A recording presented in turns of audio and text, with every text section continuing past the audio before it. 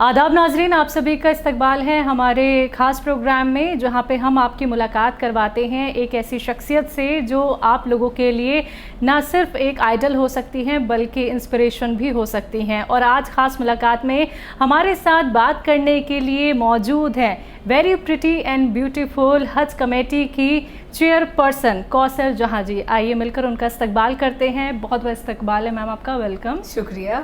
आपने कैसे ये सोचा कि आप राजनीति में आएंगी और यहाँ पे एक पद पे आप आ जाएंगी, और पार्टी ने आपके ऊपर पूरी तरीके से भरोसा जताया और आज आप हज कमेटी की चेयरपर्सन हैं। देखिए, मैं जो इस पद पर हूँ आज, इसके लिए सबसे पहले खुदा का शुक्रिया करूँगी, और आदरणीय प्रधानमंत्री जी मोदी जी जो हमारे नेता हैं जी, और हमारे पार्टी के जो वरिष्ठ नेता हैं और जो हमारा शीर्ष नेतृत्व है, उनका तहे दिल से धन्यवाद और आभार, क्योंकि उनके आशीर्वाद के बगैर ये मुमकिन नहीं हो पाता। तो क्या मैम आपका ये ड्रीम था कि आपका ड्रीम कम ट्रू हो गया, या फिर आपने कभी और सोचा था? ये था कि मुझे जो है सेवा करना था, मुझे जो है I have been into social work इससे पहले।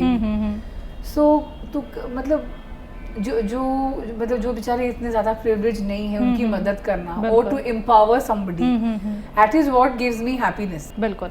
तो मैम, जब आपने ये पद संभाला तो हज कमेटी में ऐसे कौन कौन से आपने चेंजेस किए जिससे कि अब हज पे जाने के लिए लोगों को अच्छी सी सहूलियात मिल जाएगी और उनके लिए आसानी हो जाएगी? देखिए, ये मुझे भी ज्वाइन करे हुए आई थिंक 15-20 दिन हुए हैं, और अभी जो है, अभी तो मेरा पूरा फोकस है जो आने वाला हज है, क्योंकि अभी तो बस अगले 2 से ढाई महीने में हम आने वाला है, और तैयारियां हमारी शुरू हो गई हैं। बिल्कुल। पहली हज फ्लाइट जो है 21 मई को इंशाल्लाह जाएगी। ठीक है। तो जो हमारे आज़मीन हज हैं, उनकी जो भी परेशानियां हैं या फिर जो भी चैलेंजेस आते हैं, उसको जितना हो सके मिनिमाइज करें, बल्कि ख़त्म कर दें। मेरी तरफ से तो मैं तो पूरा प्रयास करूंगी कि जो मतलब उनकी यात्रा को और सुखद बनाए।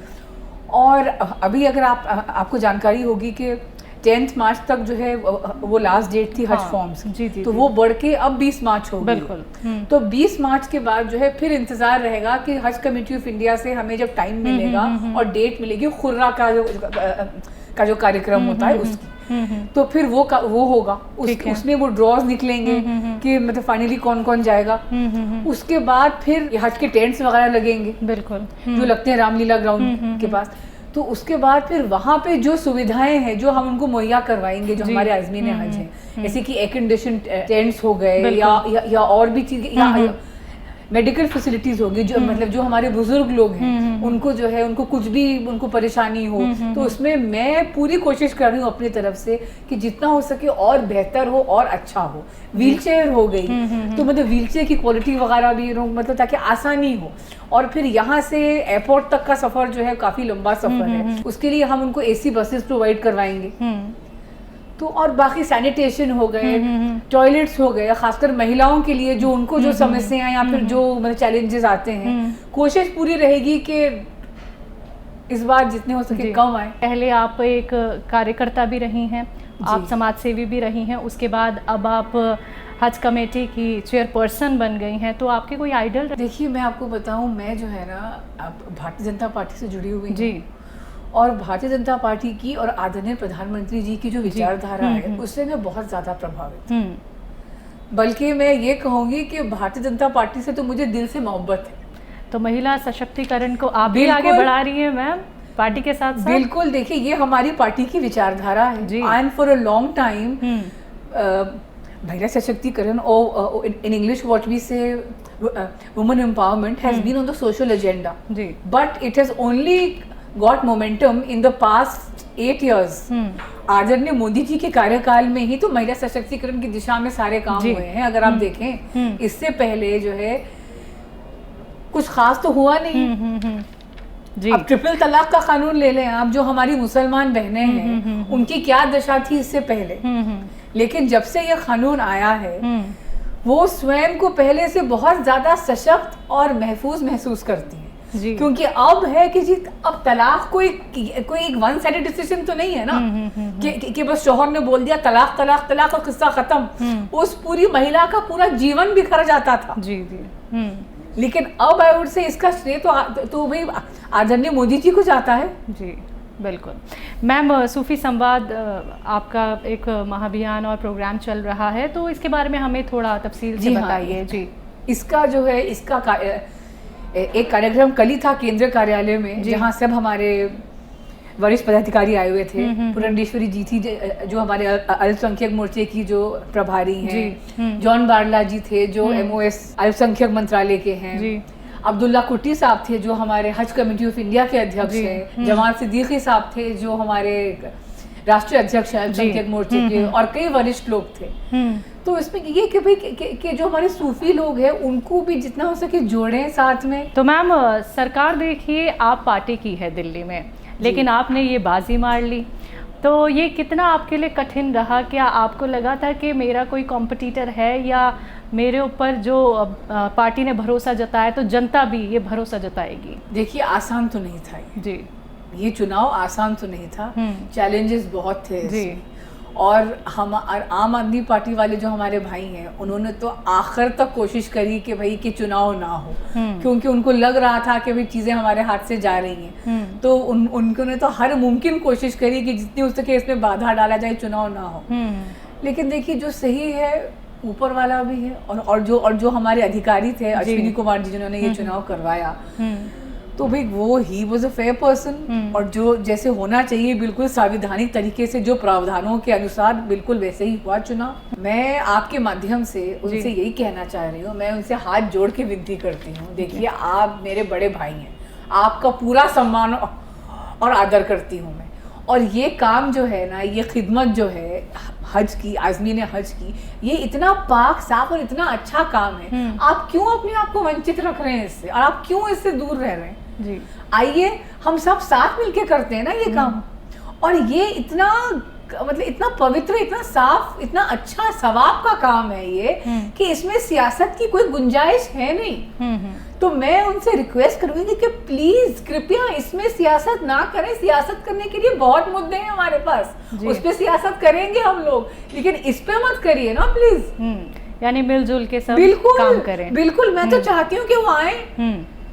ठीक है मैम, जो महिलाओं को लेके बात करूंगी, जो हज पे महिलाएं अब जाएंगी तो आप उनसे रूबरू भी हो रही होंगी, हाँ। जो फॉर्म आपके पास आ रहे होंगे, तो महिलाएं जब आपसे मिलती हैं और आपको इस पद पे देखती हैं तो वो खुशी का इजहार तो आपसे करती ही होंगी, और उनकी क्या कुछ दिली ख्वाहिश होती है? क्या वो कुछ अपने अनुभव से ये बताती है, अगर कोई फैमिली मेम्बर हज पे गया होता है, कोई कमी उनको लगी जो आप पूरा करने वाली हैं इस बार? महिलाओं की सहूलियात के बारे में मैं जानना चाहूँगी, क्या चेंजेस हैं, कुछ नए चेंजेस उनके लिए? देखिए, एक तो चेंज, सबसे बड़ा चेंज ये आया कि अब सिंगल महिला भी हज पे जा सकती हैं। इससे पहले क्या था, ऐसी कितनी हमारी बहनें थी जिनको इच्छा थी जाने की हज पे, लेकिन वो जा नहीं पाती थी कि जी महरम के बिना आप जा नहीं सकते। लेकिन अब जो है, जो जाना चाहती हैं अब वो जा सकती हैं, सिंगल महिलाएं भी जा सकती हैं। बिल्कुल, ये तो बहुत बड़ा चेंज हुआ ना। अच्छा, जो प्राइवेट सेक्टर है मैम, जिन्होंने हज को लेके, हज पे जो लोग लेके जाते हैं, तो कुछ प्राइवेट सेक्टर ऐसे हैं जो धांधली करते हैं इसमें, उन्हें कहते कुछ हैं और जब वो हज पे जाते हैं तो उनके साथ भी बहुत सारी मिसहैपनिंग हो जाती है, या फिर उन्हें वो चीज़ें प्रोवाइड नहीं कराई जाती हैं जो उनको कही जाती हैं। तो उनको आप क्या कहेंगी, किस तरीके के कदम उठाने चाहिए? देखिए, इन लोगों को तो मैं यही बोलूँगी कि ये एक इतनी पवित्र और इतना पाक सफ़र है ये, और ये भी किसी को हज कराना कितना सवाब का काम है। अगर इसमें भी अगर आप बिजनेस देख रहे हैं, इसमें भी आप अपना फायदा और नफा और नुकसान देख रहे हैं, तो ये बहुत गलत चीज़ है जी, ये ठीक नहीं है। आगे के क्या प्लान्स हैं मैम, हमें वो बताइए। आप आगे के किस तरीके के प्लान आपने सोचे हुए हैं और किस पद पे हम आपको आने वाले टाइम में देख पाएंगे? देखिए, वो तो हमारे पार्टी का शीर्ष नेतृत्व जो ऊपर से आदेश आएगा हम तो उसी का पालन करेंगे। और जहाँ तक आगे के प्लान्स की बात है, देखिए अभी तो मेरा फोकस है जो आने वाला हज है, पहले मेरा फोकस उस पे है। ठीक है, क्योंकि उसको देखिए अभी मुश्किल से 2-2.5 महीने टाइम तो निकलता जा रहा है, तो मैं और कुछ नहीं सोच रही हूँ कि पहले ये वाला हज इंशाल्लाह बस अच्छे से हो जाए। तो लोगों की कुछ क्वेरी भी आपके पास मैम आती हैं? जी हाँ, आती है, बिल्कुल जी, आती है। तो इस बार के कुछ डिफरेंट क्वेरी उनकी आई जो उनकी पहले सॉल्व नहीं हो पाई, लेकिन अब आप आ गई हैं तो आप उसे बेहतर तरीके से सॉल्व करेंगी? देखिए, लोगों की उम्मीदें तो बढ़ गई हैं जी बिल्कुल, क्योंकि मैं जो है जब इंटरेक्ट करती हूँ लोगों से तो मुझे एहसास होता है कि हाँ भाई, मेरे कंधों पे बहुत बड़ी जिम्मेदारी है। बिल्कुल, और मेरी जवाबदारी है। I am accountable. मुझे इस कुर्सी पे बिठाया गया है। हमारे पार्टी के शीर्ष नेतृत्व ने जो मुझे आशीर्वाद दिया है, तो वो मुझे इस कुर्सी पे इसीलिए बिठाया गया है कि मुझे काम करना है। I have to perform, I have to deliver. तो आई एम अकाउंटेबल। मुझे आई हैव टू आंसर कि मैंने क्या किया, and I have to present my report card. Ma'am, चलते चलते आपसे जानना चाहूँगी और मैसेज भी आपसे लेना चाहूँगी कि जो लोग हज पे जाने की तैयारी कर रहे हैं, जिन्होंने अपने फॉर्म्स आपके पास जमा किए हैं, उनको आप क्या मैसेज देना चाहेंगे? देखिए, जो हमारे आज़मीन हज हैं, मैं आपके माध्यम से उनसे ये कहना चाहूँगी कि मैं आपकी खिदमत के लिए बैठी हुई हूँ, और ये मैं अपनी खुश नसीबी समझती हूँ, और मैं ऊपर वाले का शुक्रिया अदा करूँगी कि मुझे ये मौका मिला। आपकी जो भी परेशानियाँ हैं या आपको जो भी चैलेंजेस आ रहे हैं, प्लीज़ आपका स्वागत है। मेरा दरवाज़ा आपके लिए खुला हुआ है। आप आएँ, हमें बताएं, क्योंकि आप नहीं बताएंगे तो हमें पता कैसे चलेगा कि प्रॉब्लम्स क्या आ रही हैं। और हमारी पूरी कोशिश रहेगी कि आपका सफ़र जितना सुखद और सुहाना हो। जी, चलिए एक छोटा सा सवाल और है आपसे मैं ये जानना चाहती हूँ, मुसलमानों का भविष्य क्या है मैम इस सरकार में? और अब आप एक खुद मुस्लिम कैंडिडेट के तौर पे जीती और आप हज कमेटी की चेयरपर्सन बनी, तो आप उनका भविष्य क्या देखती हैं? देखिए, मेरे ख़्याल से मुसलमानों के लिए भारतीय जनता पार्टी से अच्छी पार्टी कोई हो नहीं सकती। ये मैं खुद एक मुसलमान होके कह रही हूँ, क्योंकि हमारा मूल मंत्र क्या है? आप देखिए, आप गौर से देखिए, सबका साथ, सबका विकास, सबका प्रयास और सबका विश्वास। We believe in inclusiveness. Inclusive हम जो है सब कुछ, जो समाज का जो सबसे पिछड़ा व्यक्ति है या जो सबसे आखिरी व्यक्ति है ना, उसको भी हम साथ लेके चलते हैं। अगर आप देखिए, मुसलमानों में आप देख लीजिए, आदरणीय प्रधानमंत्री जी ने क्या आदेश दिया है कि जो पसमानदा मुसलमान हैं या फिर जो बेचारे इतने प्रिविलेज नहीं हैं, उन रीच आउट टू देम। किसी को छोड़ना नहीं है। We have to include everybody. तो ऐसा कुछ नहीं है कि अच्छा। और दूसरी बात ये है, अगर आप गौर करें, जो हमारी योजनाएं हैं सरकार की, मतलब जो भी योजनाएं, जैसे कि महिलाओं के लिए हो गई या फिर हेल्थ सेक्टर में हो गई, कुछ भी है, तो किसी भी योजना का लाभ जो है या फिर जो उसके लाभार्थी हैं, उसमें ये तो नहीं देखा जाता कि क्या वो व्यक्ति हिंदू है या मुसलमान है। लाभ तो सभी को मिलता है। तो फिर ये परसेप्शन जो है प्रधानमंत्री जी और भारतीय जनता पार्टी के बारे में कि मुसलमानों की खिलाफत करते हैं या फिर मुसलमानों के हित में नहीं करते, ये बहुत गलत बात है।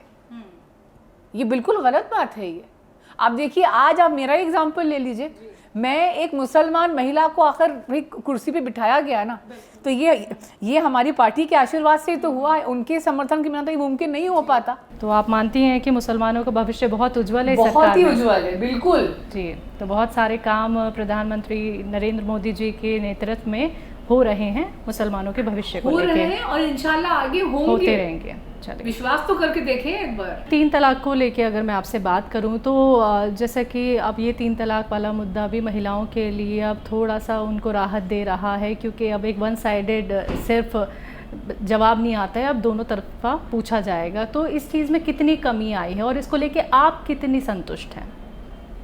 जब से ये कानून आया है ना, आप अगर फिगर्स देखिए, कितने तलाक होते होते नहीं हो पा, और महिलाएं जो है ना पहले से अपने आप को बहुत ज़्यादा सिक्योर महसूस करती हैं। पहले क्या था, छोटी सी बात हो गई, शौहर ने गुस्से में तलाक तलाक तलाक कह दिया, उस बेचारी महिला की पूरी ज़िंदगी बिखर गई एक पल में। आगे पीछे किसी ने नहीं सोचा कि भाई उसका क्या होगा क्या नहीं होगा। वो गुस्से में in the spur of the moment वो बोल दिया, किस्सा ख़त्म। लेकिन अब तो वो चीज़ हो ही नहीं सकती ना। अब तो किसी ने किया अभी तो वो तो मतलब अपराध हो गया अब तो। और इसका श्रेय हमारी सरकार को ही जाता है। मैम, हज पे जो लोग इस बार जाएंगे तो क्या कुछ चेंजेस भी देखने को मिलेंगे, क्योंकि जो वॉलंटियर्स भी इस बार जाएंगे तो जो अब सर्कुलर आएगा उसमें कुछ चेंजेस हैं? देखिए, सर्कुलर अभी तो आया नहीं है। जी जी जी। लेकिन जब आएगा तो उसके बाद फिर मतलब जैसे आदेश आएगा उसमें फिर हम मीटिंग करेंगे, फिर हम उनको चूज करेंगे। ठीक है। तो मतलब चेंज ये हो सकता है कि जो व्यक्ति बार बार जा रहा है वो ना जाए, और जो मतलब जो व्यक्ति गया नहीं है उसको मौका दिया जाए। और इन्हें हम खादिम उज्जाज कहते हैं कि भाई ये जो खिदमत, ये हाजियों की खिदमत करते हैं। जो व्यक्ति एक से अधिक बार गया है, कोशिश ये रहेगी कि उसको ना भेज के जो व्यक्ति नहीं गया है तो उनको मौका दिया जाए। ठीक है। फैमिली बैकग्राउंड जो है वो भी पहले बीजेपी से ही जुड़े हुए थे या फिर सबके अलग अलग तरह के हैं? परिवार में कोई ऐसे पॉलिटिक्स से नहीं है। अच्छा। कोई बीजेपी से जुड़ा हुआ है। मैं जो है I belong to, from my mother side I belong to nawab family of Hyderabad. Okay. And from my father side I belong to a bureaucratic background. बहुत बहुत शुक्रिया मैम अपना वक्त हमें देने के लिए, और तहजीब टीवी की तरफ से आपको बहुत सारे विशेष मैम। Thank you. तो नाजरीन, आप सभी ने सुना अभी हज कमेटी की चेयरपर्सन कौसर जहां मैम को, जिन्होंने अपना अनुभव हमारे साथ शेयर किया है। और आप लोग हमारे प्रोग्राम से ऐसे जुड़े रहिए। खास मुलाकात में आज के लिए बस इतना ही। मुझे दीजिए इजाज़त। आदाब। देश दुनिया की हर खबर की जानकारी के लिए हमारे YouTube चैनल को सब्सक्राइब करें और बेल आइकन को दबाना ना भूलें।